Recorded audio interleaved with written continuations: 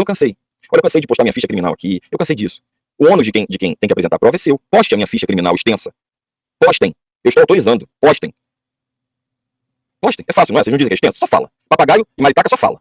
Falar é mole. Vamos começar então. Já que o senhor Fernando Drummond adora exibir apenas a certidão de antecedentes da Polícia Federal para tentar enganar seus seguidores dizendo ter ficha limpa, vamos apresentar logo uma condenação criminal. Vejamos sentença proferida em 2019. Pelo exposto, julgo procedente a pretensão punitiva vertida pelo Ministério Público para condenar Fernando Drummond Fernandes, nas sanções do artigo 129 do Código Penal, crime de lesão corporal.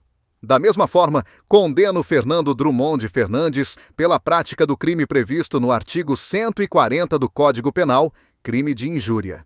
E o juiz continua. Tendo em vista que os referidos crimes foram praticados em concurso material, as penas deverão ser somadas, resultando a pena final de 4 meses de detenção. Assim, substitua a pena privativa de liberdade por prestação de serviços comunitários, que terá a mesma duração da pena privativa de liberdade, ou seja, 4 meses, à razão de 1 hora de tarefa por dia de condenação. E em março de 2022, a pena já havia sido cumprida, como pode ser observado em outra sentença. Considerando o cumprimento da pena pelo querelado Fernando Drummond Fernandes em sua integralidade. Agora, vamos a outro processo movido por mais uma vítima de Fernando, desta vez uma mulher idosa. Fernando adora fazer discursos inflamados em defesa das mulheres, mas na prática, vamos ver como ele realmente as trata. A autora alega que é idosa e que conheceu Fernando em 2019, por intermédio da mãe dele, e que então iniciou-se um relacionamento amoroso.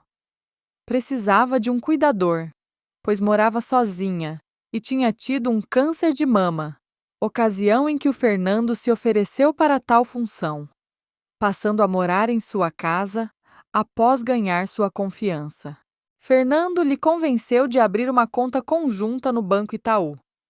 No dia da abertura da conta, transferiu R$ 361.725 de outra conta sua no Banco do Brasil e, em 3 de julho de 2019, transferiu mais R$ 131 mil e que, no total, transferiu R$ 703.534 para a referida conta. Realizou um testamento deixando todos os seus bens a Fernando, e que este ainda lhe convenceu de realizar uma escritura de união estável, que foi lavrada de forma ilegal com data retroativa, por contar com mais de 70 anos. Tempos depois, Fernando passou a apresentar comportamento agressivo, praticando violência patrimonial e física, e que, amedrontada, excluiu o réu de seu testamento, ocorrendo a separação de fato em dezembro de 2021. Procurou o Banco Itaú e foi surpreendida pelo fato de que não havia mais nenhum valor em suas aplicações, constando ainda dívida de R$ 188.496, sendo informada de que Fernando era quem movimentava a conta. Aduz que registrou a ocorrência na Delegacia da Mulher e solicitou medida protetiva, bem como requereu a dissolução da união estável. O juiz informa que ocorreu a citação regular de Fernando e indica o número do documento correspondente nos autos do processo. Novamente, o juiz informa que, mesmo tendo sido regularmente citado, Fernando não apresentou contestação das alegações de sua vítima. Por fim, o juiz condenou Fernando Drummond Fernandes a pagar à sua vítima R$ 892.030, acrescidos de juros e correção monetária a contar da citação, além de R$ 30 mil por danos morais. Fernando Drummond está sendo investigado por estelionato, injúria e Lei Maria da Penha. Vamos ouvir o que sua vítima disse em depoimento à polícia? Que namorou Fernando Drummond Fernandes por 1 mês e meio, não advindo filhos desta relação, que terminaram em dezembro de 2022, que iniciaram o relacionamento de forma virtual e se encontraram esporadicamente, tendo convivido juntos por alguns dias na cidade do Rio de Janeiro, onde Fernando reside.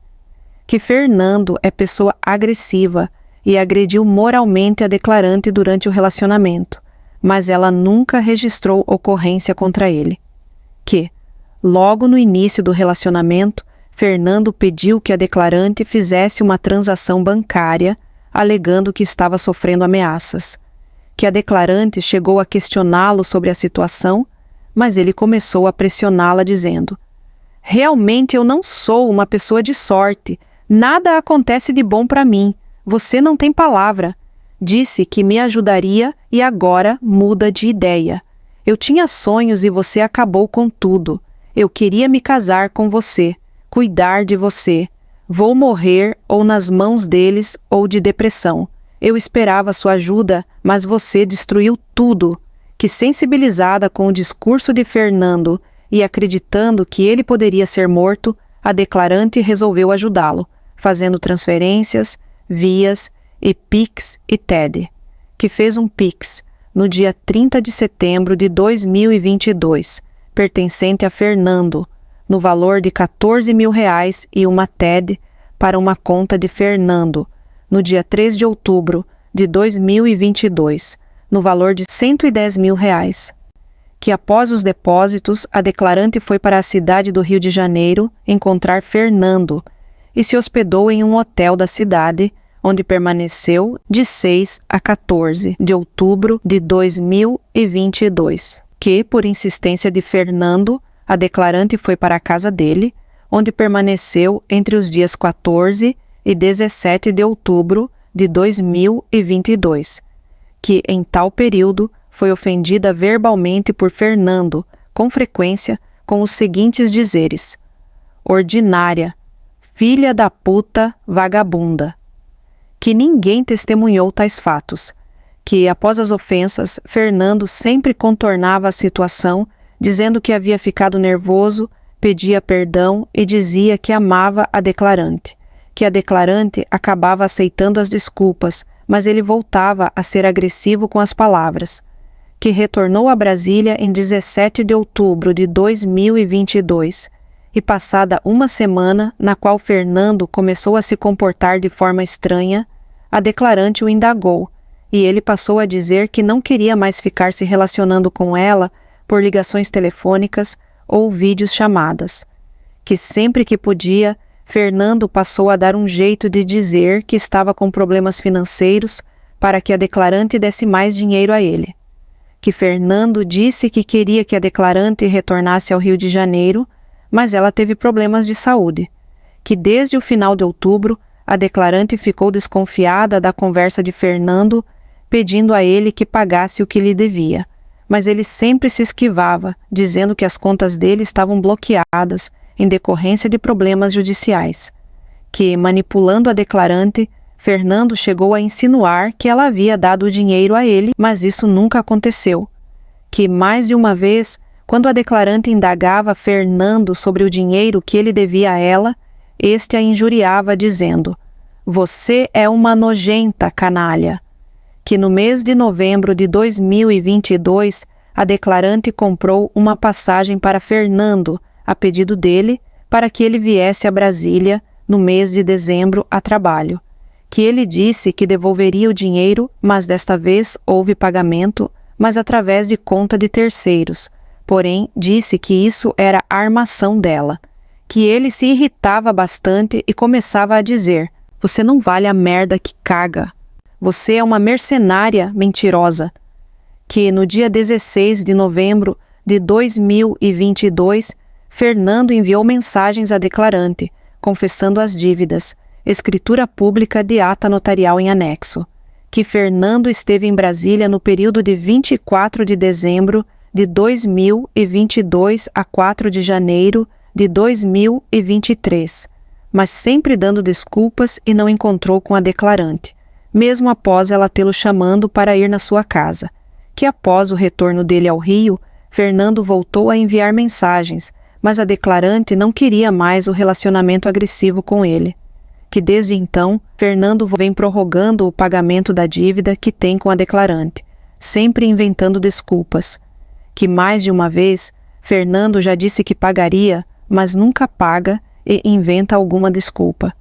Ressalta que no dia 21/4/2023, numa tentativa de ludibriar a declarante, obter vantagem e lhe causar prejuízo, Fernando lhe enviou um documento dizendo ser um acordo de pagamento de dívida, para que entrassem em acordo, que na verdade o documento se tratava de um termo de doação, conforme documento que ora apresenta, que está bastante amedrontada e abalada em decorrência do relacionamento com Fernando, se sentindo bastante lesada financeira e psicologicamente, que deseja apresentar prints de conversas com Fernando.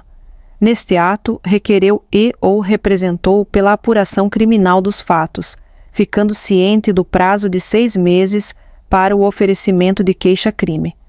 Em 24 de abril de 2024, a Polícia Civil emitiu certidão. Certifico que, na data de hoje, realizei tentativas de contato com o investigado Fernando Drummond Fernandes, através do telefone. Porém, aparece a mensagem telefone desligado, ocupado ou fora da área de cobertura. Em 7 de novembro de 2024. Certifico que restaram infrutíferas as tentativas de contato com o autor através do número acostado à ocorrência policial, uma vez que referido número está sempre ocupado ou desligado.